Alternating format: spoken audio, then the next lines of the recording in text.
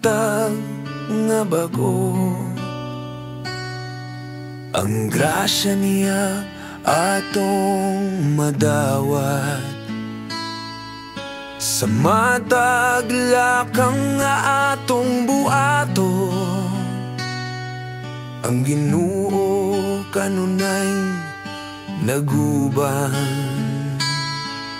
Sayaw, sayaw sa pagdaig,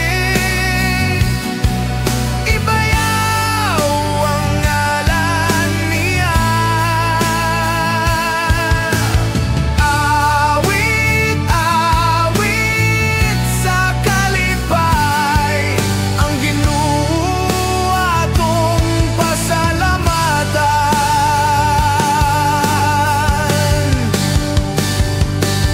Sa mga pagsulay o kalisdanan, ang Ginoo ang atong dalangpanan.